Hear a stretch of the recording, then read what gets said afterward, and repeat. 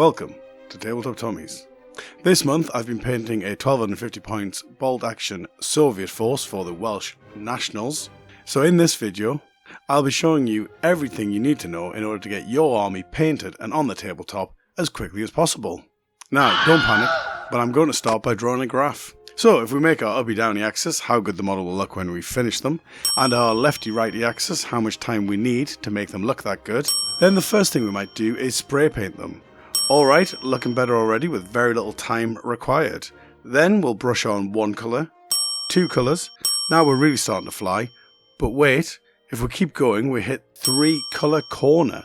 So called because here the line takes a sharp turn into aesthetic excellence. This is why a lot of events will have a 3 colour minimum scheme. But if we continue down the graph, by the time we finish blocking out all the colours, which takes less time as we go on as the bits get smaller, our model is looking very good. Slap on a wash in no time at all and get another quick jump in quality. Beyond here are the more advanced techniques that take your model beyond game standard, like highlights, painting eyeballses, wet blending, object source lighting, and all that other good stuff that wins you a golden demon but costs a ton of time. And so this is why the graph takes another sharp turn here, but this time a downwards turn at the corner of complexity, which takes us into the plateau of diminishing returns. This is a dangerous place where time evaporates into a haze of YouTube tutorials about non-metallic metals, and your probability of finishing a full army quickly approaches zero. So, if your goal is to get a painted army on the table as soon as possible, stop before you get to this second corner. However, if your goal is to paint the most realistic, best looking army ever, you probably accidentally clicked on the wrong video. But please feel free to join us for the specific tips.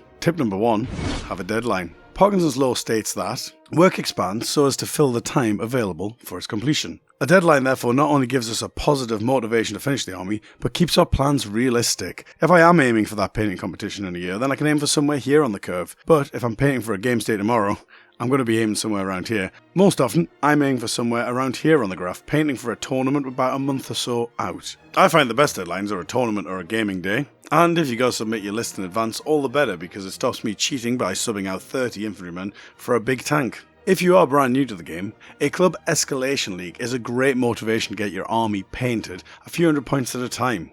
Tip number 2, test models. One of life's little ironies is it's usually quicker to take your time than to rush. And half a job done well will usually look better than a complete rush. So with all that said, rather than diving into painting a full squad, start with a single test model. Taking time with this, the point of the test model is to think about what level of quality I'm happy with. And with that in mind, I'm thinking about how to cut corners while still getting to that quality, because fewer steps means less time. Tip 3, match your base coat. Assuming you don't have an airbrush and aren't planning something fancy like zenithal highlights, try to find a rattle can in the colour of your model's uniform. Then you'll save time not painting the majority of your model with a brush. If you have an airbrush, then obviously start with a base coat of that colour. Tip 4, minimise your colour palette. Less colours means less time cleaning your brush. The balance here is to avoid it being obvious. A good example would be all the webbing, straps, rucksacks, etc. can all be a single colour. If you're painting for gaming rather than display, people will notice that you bothered to paint the straps, but no one will notice that your canteen pouch is not an historically accurate shade of green. Tip 5, minimise techniques. Less techniques means less steps, which means less time painting. So for example, you'll see lots of painting tutorials showing you how to dry brush your metallic parts like your man's SMG. That's 2 steps. First you're going to brush it black and then you're going to dry brush it silver. The alternative is just to use a darker silver, which means you only have to paint the part once. Does it look as good? Possibly.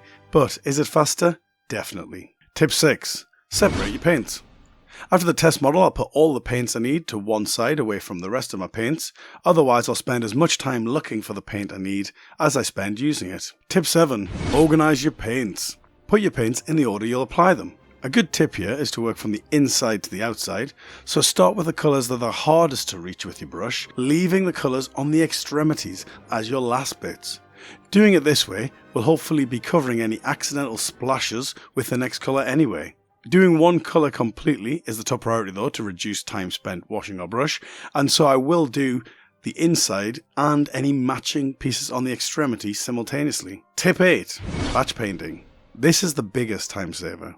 For every hour we spend painting, we want to spend as much of it as possible getting colour on the model and as little as possible cleaning our paintbrushes. So by painting multiple models simultaneously, we can apply the same colour to those models all at once, which saves us cleaning the brush 5 times as we change colours if we were only doing a single model at a time. Steady though, because if you try to batch paint too many models at once, it becomes mind numbing and the paint can dry in your bristles, ruining your brush.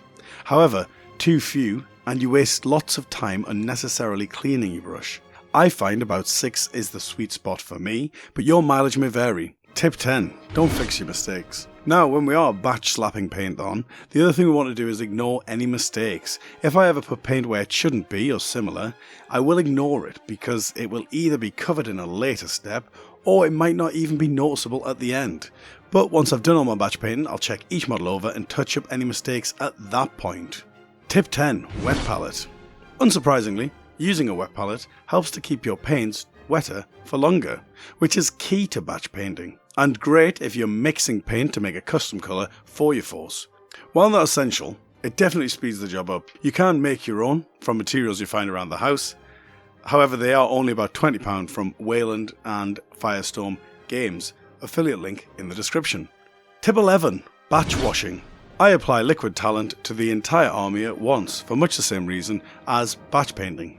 Tip 12. Batch basing. The same goes for basing. Getting all the base materials out takes time, and doing it repeatedly takes multiples of that time, so I like to do it at once and do the whole army in a single hit. Bonus tip, stay motivated. To get in the zone when painting, I like to put on a good bolt action podcast. There's many out there like Snafu and Cast Dice, but I always find my favourite is a Tabletop Tommy's. So, having used all the tips to get your army to your chosen standard, you can leave the army like that forever, or you can return to them later to up the standard before your next game. If you have any tips that we missed, please drop them in the comments, and get subscribed because the next video will be showing the completed Soviet army and talking about how they performed at the Welsh Nationals. Ta-ta for now.